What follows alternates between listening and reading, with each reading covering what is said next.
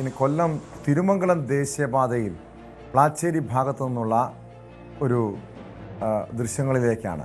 അതായത് അവിടെയും കാറിലെത്തിയ രണ്ട് യുവാക്കളാണ് അമിത വേഗതയിൽ ദേശീയപാതയിൽ പരാക്രമം കാട്ടിയത്. റോഡിൻ്റെ വശത്തെ പെട്ടിക്കടയിലും പോലീസ് സംഘത്തിലെ SIയുടെ കയ്യിലും പരിക്കേൽപ്പിച്ച ശേഷം നിർത്താതെ കടന്നു കളഞ്ഞ കാർ പോലീസ് പിന്തുടർന്ന് പിടികൂടി. കഴിഞ്ഞ ദിവസം രാത്രിയിലായിരുന്നു സംഭവം. കാറിലുണ്ടായിരുന്ന കാലിയറ സ്വദേശികളായ ഷമീർ, ഷംനാദ് എന്നിവരെ കസ്റ്റഡിയിലെടുത്തു. വിവരങ്ങളുമായി മനോജ് അപ്പുക്കുട്ടൻ ചേരുന്നുണ്ട് കൊല്ലം പുനലൂരിൽ നിന്നും. മനോജ്, ഇത് കഴിഞ്ഞ രാത്രിയിലുണ്ടായ സംഭവമാണ്. നമ്മൾ അല്പസമയം മുമ്പ് ചർച്ച ചെയ്തത് മലപ്പുറത്തെ കാഴ്ച, ഒരു ബൈക്കിൽ മദ്യലഹരിയിൽ യുവാവ് കാട്ടിയ പരാക്രമം. ഇവിടെയും ഈ കാറിൽ യുവാക്കൾ അമിത വേഗതയിൽ പോകുന്നു, SIക്ക് ഉൾപ്പെടെ പരിക്കേൽക്കുന്നു, ഒരു പെട്ടിക്കട തകർക്കുന്നു. മദ്യലഹരിയിലായിരുന്നു ഈ സംഘം. അതെ ടോം, ഇവരും ലഹരിയിൽ തന്നെയായിരുന്നു. ഇത് കൊല്ലം തിരുമംഗലം പാതയില് പ്ലാച്ചേരി എന്ന് പറയുന്ന സ്ഥലത്താണ് ഈ സംഭവം ഉണ്ടായത്. അത് രാത്രി എന്ന് പറയാൻ പറ്റില്ല. ഈ സംഭവം ഒരു വൈകിട്ട് 5 മണിയോട് കൂടിയാണ് ഈ സംഭവം ഉണ്ടാകുന്നത്.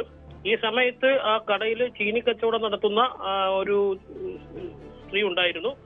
ഒരു 5 വയസ്സോളം പ്രായമുള്ള ഒരു കുട്ടി ഉണ്ടായിരുന്നു. നല്ല പ്രായമായ ഒരു അമ്മ ഉണ്ടായിരുന്നു.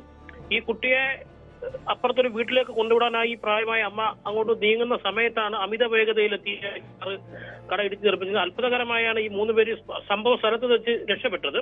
അതിനുശേഷം അവിടെ നിന്ന് കാറ് നിർത്താതെ വരികയും അവര് പോലീസുമായി ഉടൻ തന്നെ പോലീസ് കാറ് കട ഇടിച്ചു തെറിപ്പിച്ച് നിർത്താതെ പോകുന്നുവെന്ന് പോലീസിൽ വിവരം അറിഞ്ഞതിനെ തുടർന്ന് TB ജംഗ്ഷനിൽ പട്രോളിംഗ് ഉണ്ടായിരുന്ന പുനലൂർ സ്റ്റേഷനിലെ SI റിയാസ് അമിത വേഗതയിൽ വരുന്ന വാഹനം കാണുകയും ബമ്പറൊക്കെ ഇളകി വരുന്ന വാഹനം കണ്ടപ്പോഴേ ആ അപകടം നടത്തിയ വാഹനമാണെന്ന് മനസ്സിലായി.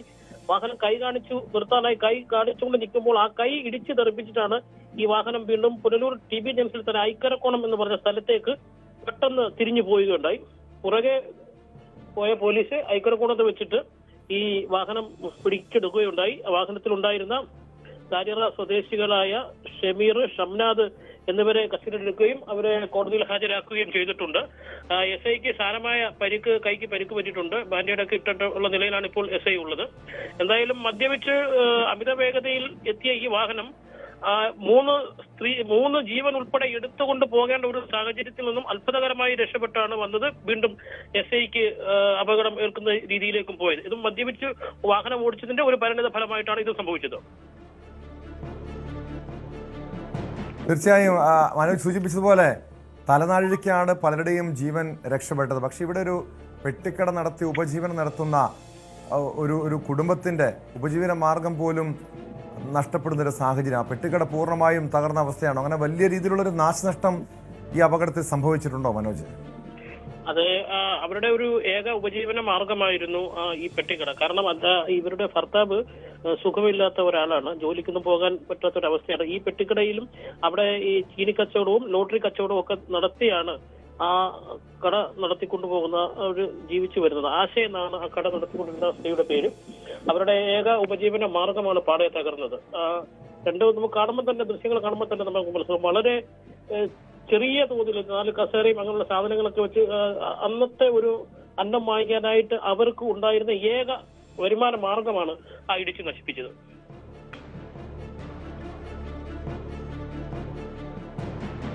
യെസ് മനോജ്, ഇയാൾക്കെതിരെ എന്ത് നടപടിയാണ് സ്വീകരിച്ചിരിക്കുന്നത്? കാരണം നിയമ നടപടി ഉണ്ട്, അറസ്റ്റ് ഉണ്ടായിട്ടുണ്ട്. അതിനപ്പുറം ഈ അപകടം വരുത്തിവെച്ച യുവാക്കളുടെ ലൈസൻസ് റദ്ദ് ചെയ്യുന്ന നടപടികൾ അതുൾപ്പെടെ സ്വീകരിക്കേണ്ടതാണ്. അതോടൊപ്പം ഈ യുവാക്കൾക്ക് ഈ അപകടത്തിൽ പരിക്കേറ്റിരുന്നോ? അല്ല, യുവാക്കൾക്ക് അപകടത്തിൽ പരിക്കേറ്റിട്ടില്ല. എന്നാലും പോലീസിന്റെ കൃത്യനിർവഹണം തടസ്സപ്പെടുത്തിയതിന് ഇത് 2 പേർക്കെതിരെ കേസെടുത്തിട്ടുണ്ട്. വണ്ടി ഓടിച്ചത് റിയാസ് ഷമീർ എന്നാണ് നമുക്ക് മനസ്സിലാക്കാൻ സാധിച്ചത്. അങ്ങനെ ഷമീറിന്റെ ലൈസൻസ് കട്ട് ചെയ്യുന്നതിനുള്ള നടപടികളും പോലീസിന്റെ ഭാഗത്തു നിന്നും ഉണ്ടായിട്ടുണ്ട് എന്നാണ് നമുക്ക് മനസ്സിലാക്കാൻ സാധിക്കുന്നത്.